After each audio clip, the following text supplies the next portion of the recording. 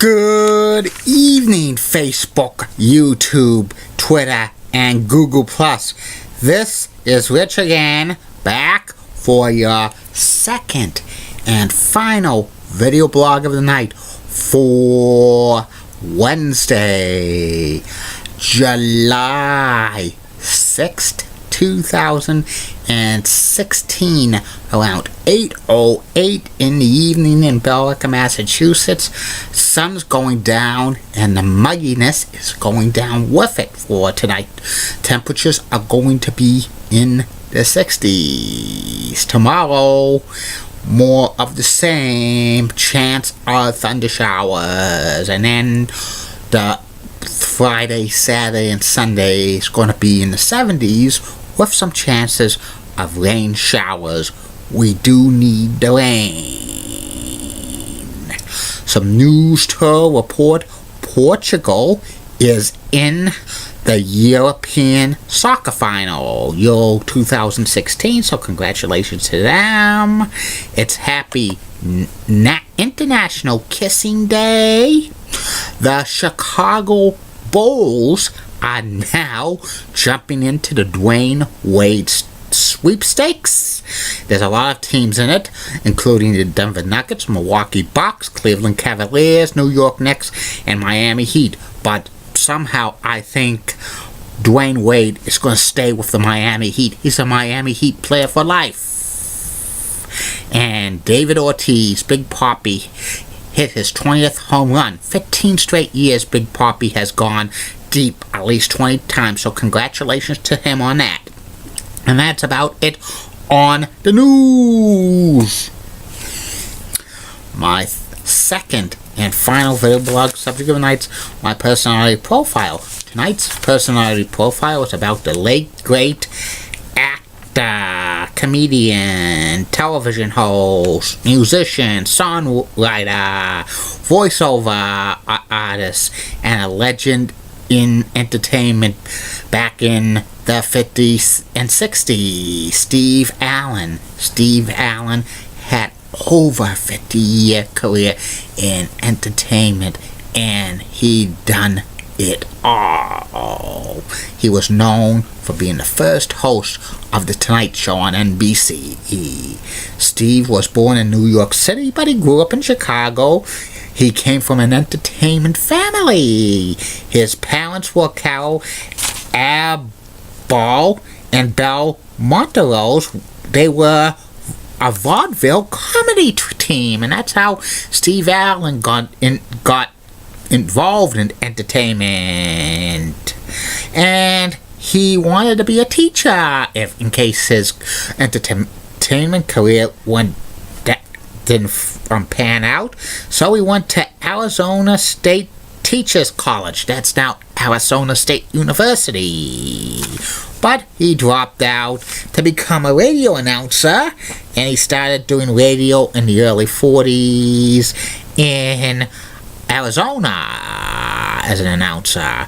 But he enlisted into the Army in World War II for the U.S. Army, and then after the World War II, Steve packed his bags and headed to Hollywood.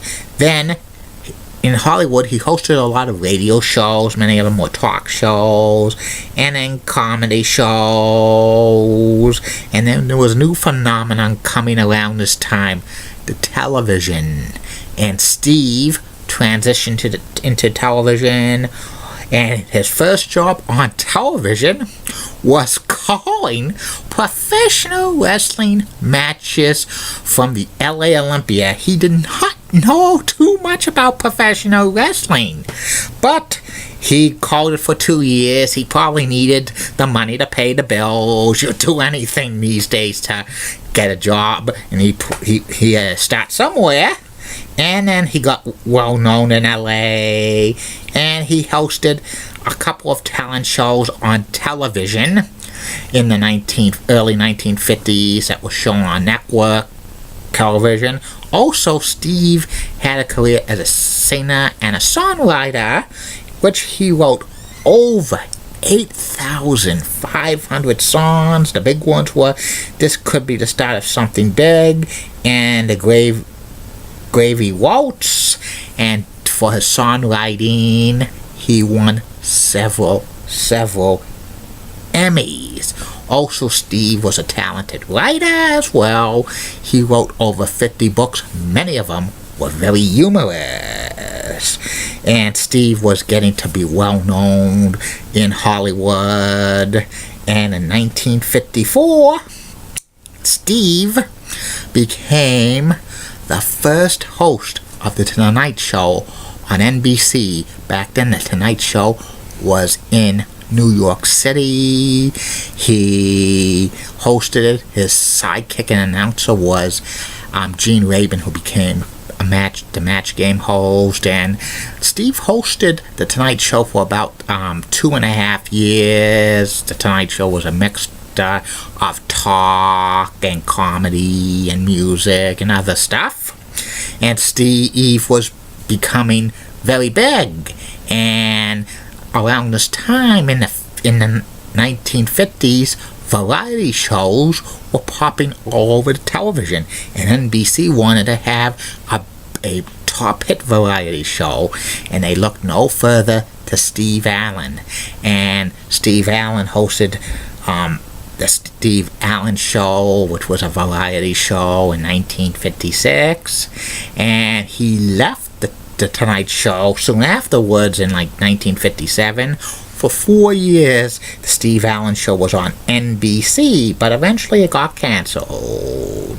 Then Steve hosted a lot of talk shows, some of it was syndicated, which means individual stations picked it up, and it was mainly kind of like a talk show, a comedy, a variety. Also, Steve was a regular on game shows. Steve appeared on Match Game, Password Plus, Tattletales. He also was a regular on What's My Line for many years. His famous quote there is, "It's bigger than a bread box."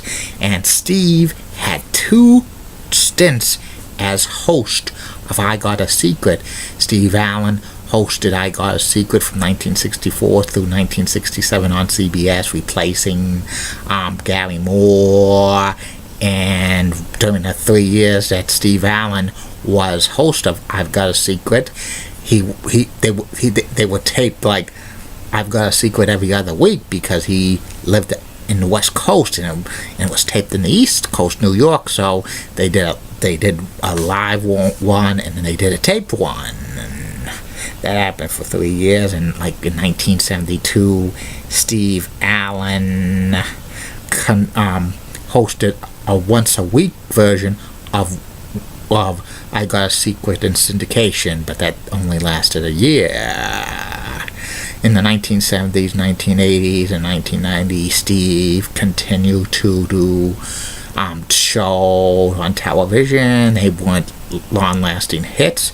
Then he started to do voiceover work, and he would do commercials, and he would pop up on talk shows, and so he still wrote songs. Towards the end of Steve's life, he got involved in the PTC. It was something to do with making TV more cleaner, with all the vulgarity and all of the Jerry Springer fights and sexual themes of WWE. He protested those shows off the air. And Steve was married 2 times, and one of them was to Jane Meadows. They were married for 46 years. And Steve had a lot of children. I think he had 5 from his 2 marriages.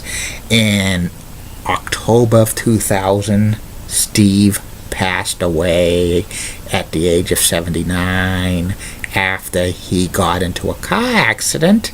And it was